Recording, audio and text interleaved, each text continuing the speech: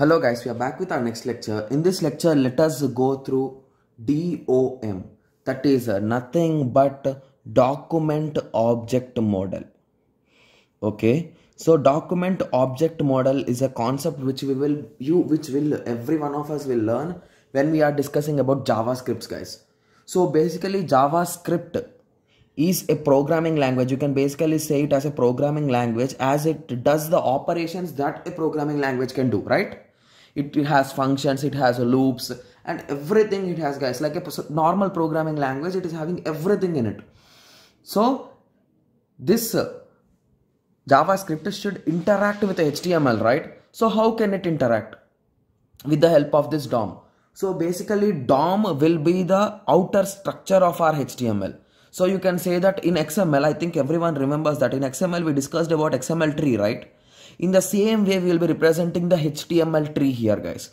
So that you should not call it a we should not call it a tree. You should call it that is nothing but DOM, document object model. So for which document? It is nothing but for HTML document.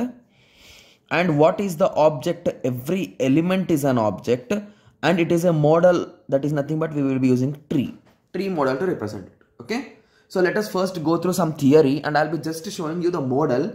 After that, we'll be going through an example and we'll be drawing it and we'll be identifying how JavaScript will act or how it can connect with the HTML components. Okay. So the DOM is a W3C, that is nothing but World Wide Web Consortium standard. So it follows the standards, guys. Okay, so the DOM is defined as a standard for accessing documents. So these documents are nothing but, you can clearly say those are nothing but HTML documents, guys. Okay, so the W3C, document object model, DOM, is a platform, the platform and language neutral interface that allows programmers and script by dynamically accessing and updating content, structure and style. So basically why we use JavaScript, guys? So basically if you remember, we discussed about multiple things that a JavaScript can do or JavaScript programming can do. So basically assume that you return a code. Okay, so you wrote an HTML component for a button and you gave an action or event, we will be saying. Guys, we'll be discussing about actions and events in the next lecture, don't worry. So you gave an action or event for that button. So basically initially the background color is blue, let us assume. And once a user clicks it, it should change to pink. Okay. So that's the functionality you require. So here it is nothing but it is changing the attribute of the whole page, right? So these kind of changes are done by the JavaScript, guys. So any kind of changes dynamically, like live in front of your eyes, if you want to do those things, you'll be using JavaScript. Okay. So that is the reason why I'm saying you can update the content and styles and everything. Okay. So the W3C DOM standards is separated into 3 different parts. That is nothing but core DOM, XML DOM and HTML DOM. Okay. So what is now JavaScript DOM? So JavaScript can access all the elements in a web page, making use of DOM. I told you, right? So it can access each and every element. In fact, the web browser creates a DOM for the page when the page is loaded. So whenever a page is loaded by the browser will internally or in the background, it creates a DOM for the JavaScript code, guys. So basically JavaScript code should run, right? It should do some validations and everything it should do. So for that, the browser is inbuilt. It will be building once the page has been loaded. The DOM model is created as a tree of objects, guys. Okay. So initially you will be having the document, that is nothing but your document file, either it might be HTML or anything. So you will be having the root. So assume this is HTML, guys. Okay, so then you will be having the root, that is nothing but you will be starting with HTML tag. Inside HTML tag you will be having 2 things, head and body. I hope everyone remembers the format or the boilerplate code for HTML, right? Okay, if you want, I will be just revising in a second. First you will be starting with HTML. Guys, I will be just writing in short forms because I don't want to waste your time. HTML, after that you will be writing head, inside head you will be writing title, you will be closing the head, here only you will be closing the title, here you will be closing the head, here you will be starting the body, you will be writing some elements in the body and you will be closing the body and you will be closing the HTML. So that is what the structure here, guys. You wrote the HTML, that is nothing but the root. So it is divided into body and head, sorry, head and body. Inside head we are having title, and in title we are having some text. Similarly, in body we are having some more elements like h1 paragraph. Okay, so this is the structure of a DOM, you can say clearly. So basically when a page comes, it creates a tree like this, guys. That is nothing but DOM, document object model. So here you might be asking, so what are the objects now? Basically these are the objects, guys, which we are just boxes. Okay, so basically your question will be, okay, now I got the structure, but how can I use it, or where can I use it? Okay, so I'll be just giving you some introduction about events also, guys. So let us discuss in this lecture only, so that it will be clear for you, because I cannot cut the lecture in between, right? It will not be so clear. Okay, so let us continue with the events also in this lecture only, guys. I'll be discussing only few events, guys, because there are many events. So I'll be just giving you some introduction. Okay, using DOM, JavaScript can perform multiple tasks. It can create new elements, attributes, change the existing elements, attributes, even remove the existing elements and attributes. So I told you, right, using JavaScript DOM, you can update the things. Okay, so if you notice here, you can update the text directly. If an element is having attributes, so assume here you wrote your name or hello message, so you can update it to by using DOM. Assume that here in paragraph we are having the background color or color of background is equals to some specific color. You can update this, or you can remove the whole body tag, or you can remove the element that is nothing but h1. You can remove the complete h1 with its subchildren. If you remove the main element, all the children will also be removed, guys, directly. Okay. So JavaScript can also react to existing events and create new events on the page. So basically, what is an event, guys? So I'm saying event. So your question will be, first let us know what is event first. Okay, so that will be your question, right?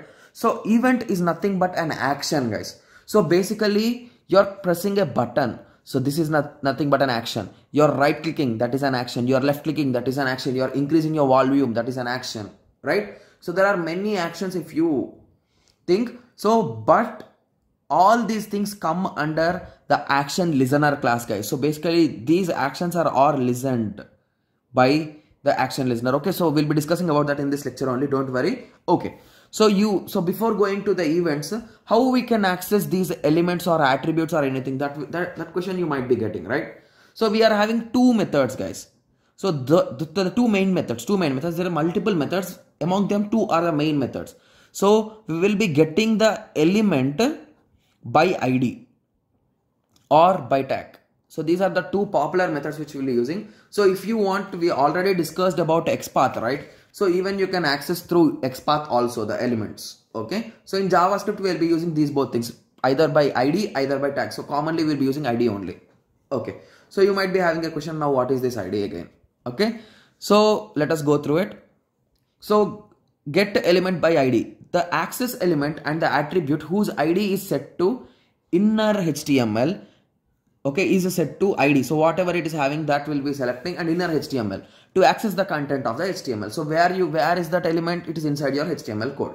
That's the reason why you will be using inner HTML.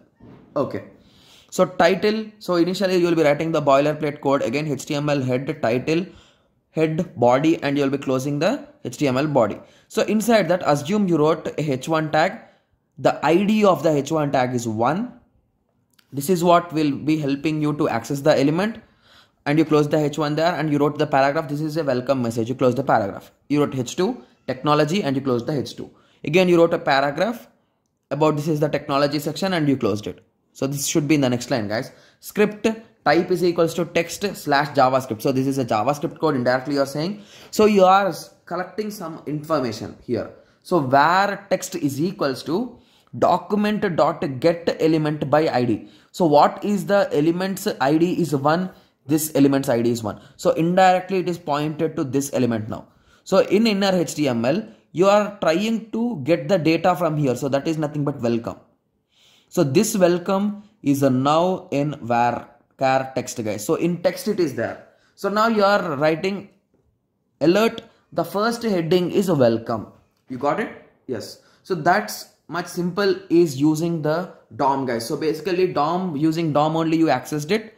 So we'll be saying that it is DOM, but for us it is a common thing, right? So you can access, I told you, get element by ID, that's it. So basically getting this elements from ID means we are searching here, but originally the JavaScript will be using this tree to find it, guys. So that is the reason why we will be using the tree.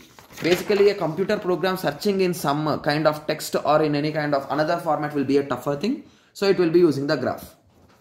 Okay. So similarly we will be using the get element by name. So even we can get the element by its name, like paragraph. You want to get the whole paragraph, all paragraph or first paragraph in that way. So get element by tag name. To access an element and attribute using tag name, the method will return an array of all the items. So you are not going to get one item. You'll be getting all the items with that under that particular tag. So assume that you gave for paragraph and there are almost 10 paragraphs in your script. You'll be getting all those 10 paragraphs in it. Okay. Okay. So again, the boilerplate code, you'll be writing HTML. After that, you'll be writing head. You'll be writing title. You'll be closing your head. And after that, you'll be starting body. And here you will be writing your H1 heading, a paragraph, H2 heading, a paragraph, again a paragraph. Okay, so sorry, this is not paragraphs, guys. Sorry, you ended the paragraph here and you started writing the script. Type is equals to text/JavaScript, so it's a JavaScript code.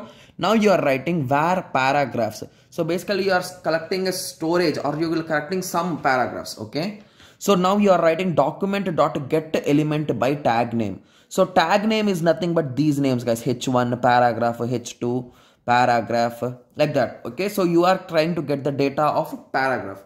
So, but you cannot specify the things, guys, like I want the first paragraph, second paragraph. You'll be collecting all those paragraphs and you'll be printing them. Okay, and you might be having a question, okay, I want only the first paragraph to be printed.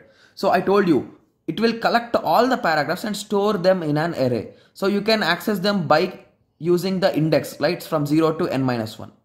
Okay, so assume that you are doing this. So assume that now there are almost how many paragraphs, guys? 2 paragraphs. This is a welcome message, comma.